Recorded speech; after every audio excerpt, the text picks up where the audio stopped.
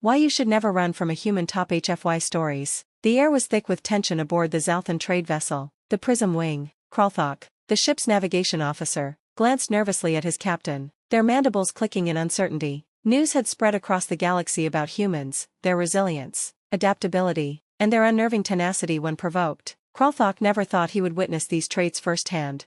That was before the stowaway incident.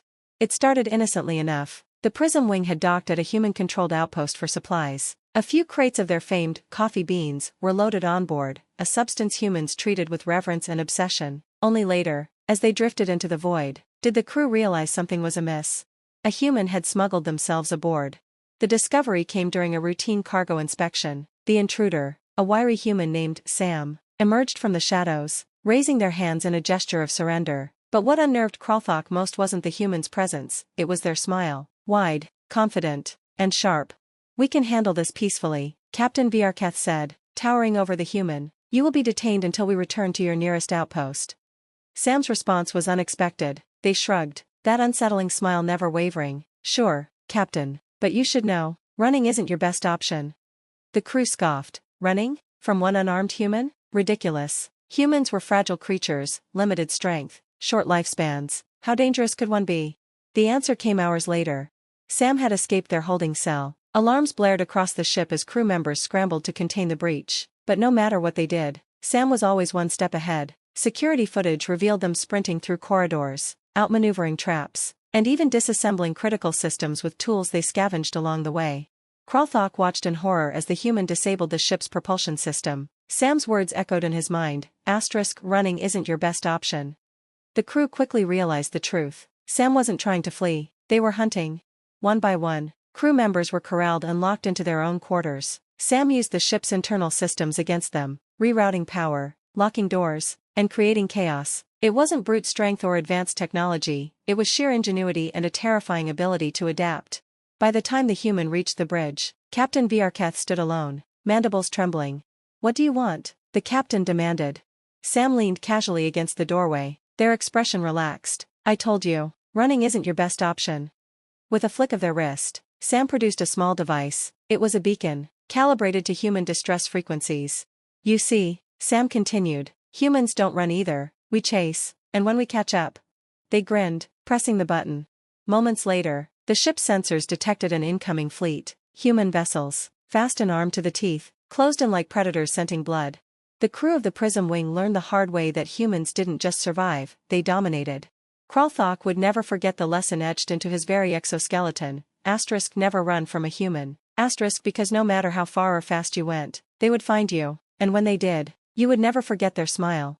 The Prism Wing hung motionless in the void, surrounded by the imposing human fleet. Each ship was a testament to human engineering, angular, bristling with weaponry, and unmistakably built for war. The crew, now confined to their quarters, listened to the low hum of power surging through the walls. The message was clear, resistance was futile. Sam, standing at the center of the bridge, seemed entirely at ease. Their eyes scanned the control panels as they ran their fingers over the intricate Zalthan technology. Captain Vrketh, still restrained in his command chair, hissed in frustration. "What now, human?" The captain spat. "You've called your pack. Are you here to plunder us? To enslave us?" Sam chuckled, shaking their head. "Plunder? Enslave? Nah, you've got the wrong idea about us." They leaned against the captain's console, crossing their arms. "Humans aren't out here to conquer. We're just particular about certain things." "Particular?" Vrketh repeated, his mandibles clicking. "You sabotage our ship, summon your warships, and now you claim it's about particularities? Explain yourself." Sam smirked, holding up one of the prized coffee beans between their fingers. "These," they said simply. "This whole mess is about these." Kralthok, monitoring from his quarters through an unauthorized feed, felt his antennae quiver in disbelief. "All this for beans?" "You stole a shipment of coffee," Sam continued, tossing the bean into the air and catching it. "And sure, you paid for it, but the problem is, this batch was meant for the Delilah, a human colony ship. We've got a rule about things like this: food, medicine, resources. We don't let anyone interfere with our supply lines."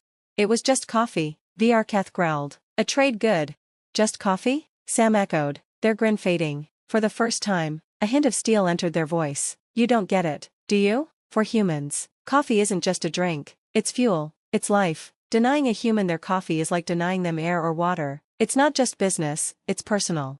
The captain stared, unsure if the human was joking or genuinely enraged. The comms system crackled to life, and a deep voice filled the bridge. "This is Admiral Vance of the Terran Federation Fleet. You have illegally detained one of our citizens and interfered with critical supply chains. Power down your ship immediately and prepare for boarding." Viarketh's exoskeleton trembled. "This is madness. All this for beans?" Sam turned, pressing a button on the console to respond. "Admiral, this is Sam. The ship's already disabled. Their crew's locked away. Permission to de-escalate the situation?" There was a pause before Admiral Vance responded, his tone wry. "You've already handled most of it, haven't you, Sam? Fine, proceed. But don't take too long, your coffee's getting cold." Sam grinned and cut the comms, turning back to Viarketh. They shrugged. "See? It's not about conquering or enslaving, it's about ensuring no one messes with our stuff." With practiced ease, they activated the ship's intercom. "Attention, crew of the Prism Wing. This is Sam, your friendly neighborhood human. You've been great hosts, but it's time for us to wrap this up. Open your cargo bay and hand over the coffee. Once we're satisfied, you're free to go." Kralthok heard the announcement and felt a wave of relief. Perhaps, just perhaps, the humans would let them off lightly. Moments later, the cargo bay doors slid open, and drones from the Terran fleet began collecting the coffee crates. Sam strolled down the gangway, tossing a wave over their shoulder. "Pleasure doing business with you, Captain. Next time, just stick to whatever it is Zalthan's drink. Leave the coffee to us." As the human fleet disappeared into the blackness of space, the crew of the Prism Wing slowly emerged from their quarters. The ship was intact, their lives spared, but the lesson lingered. "Never," Viarketh muttered, shaking his head, "never run from a human, and never, mess with their coffee."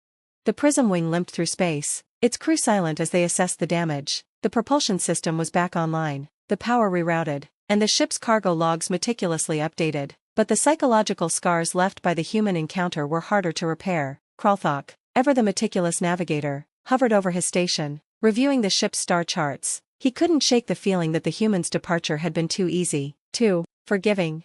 "Captain," he ventured cautiously, "do you truly believe they've let us go without ulterior motives?" Viarketh, seated stiffly in his chair, exhaled a deep, rattling sigh. "Humans are unpredictable, Kralthok, but one thing is clear, they've marked us. Whether it's with a warning or a promise, I do not know." The intercom buzzed to life, startling the crew. It was a voice transmission, crisp and deliberate. "To the crew of the Prism Wing," Sam's voice echoed through the ship. "Before we left, I took the liberty of adding a little souvenir to your logs." Kralthok's claws flew to the console, pulling up the navigation logs. His eyes widened as he saw a new star system highlighted in bright red, labeled only as Terra Prime.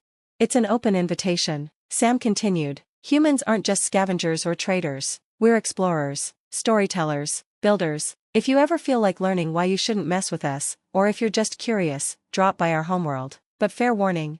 The message paused, and Kralthok swore he could hear the smirk in Sam's tone. "Bring coffee." The transmission ended, leaving the crew in stunned silence. "Captain," Kralthok said, his voice trembling, "should we delete the coordinates?" Viarketh stared at the screen, his antennae twitching. "No. Let them remain. If nothing else, it will serve as a reminder." The crew nodded solemnly. The humans weren't merely a species to avoid, they were a force to respect, understand, and perhaps, someday, befriend. As the Prism Wing adjusted course and disappeared into the void, one thought lingered in every crew member's mind: never run from a human. But if you do, make sure you bring coffee.